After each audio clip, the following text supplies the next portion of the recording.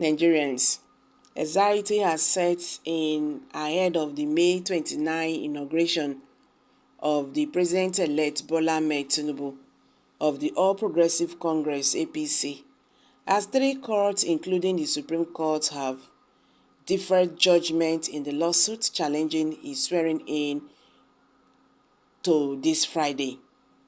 The Supreme Court had last Wednesday fixed Friday, May 26, to rule on the appeal by the opposition People's Democratic Party (PDP) against the double nomination and perjury by Kashim Shettima as the vice presidential candidate of the APC.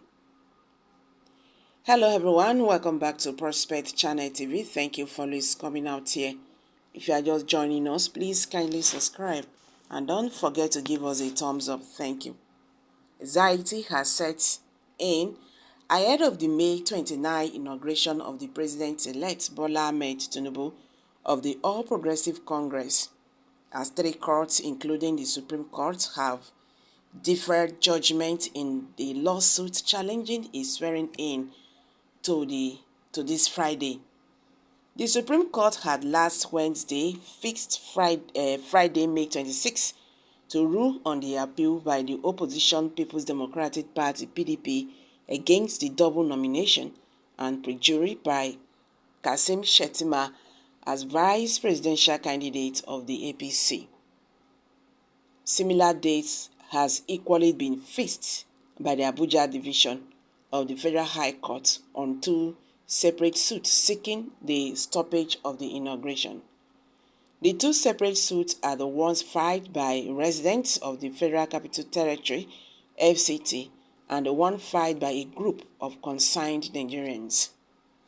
In the appeal before the Supreme Court, the PDP had, in an originating summons filed on July 28, 2022, challenged the validity of Tinubu Shettima ticket for the 2023 presidential election, arguing that Shettima's nomination as a running mate was a breach of the provisions of the Section 29, 1, 33, 35, and 84, 1, 2 of the Electoral Act 2022 as amended. However, Justice Inyong Eko of the Federal had, in a verdict he delivered on January 13th, dismissed the case on the ground that PDP lacked the right to file the suit to challenge Tinubu's candidacy.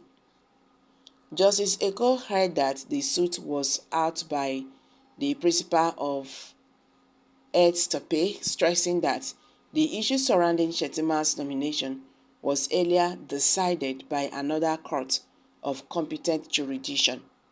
He, therefore, heard that the suit was an abuse of court process and, as such, deserved to be dismissed.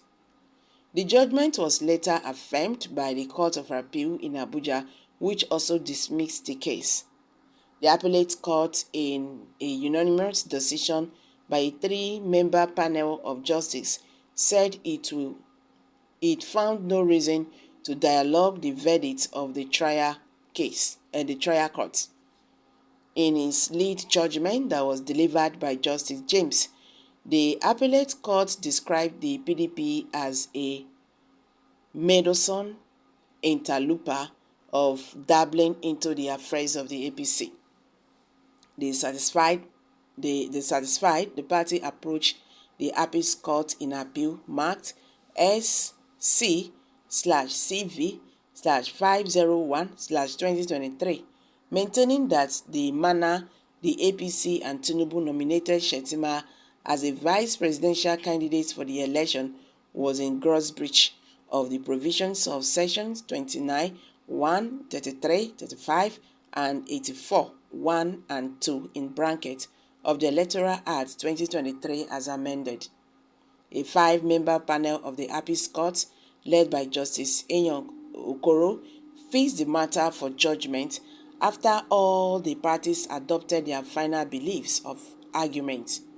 While the PDP, through its lawyer, Mr. Joe Agensan, urged the court to uphold his case by setting aside the judgment of the Court of Appeal on the matter. The counsel for Tinubu and the APC, Mr.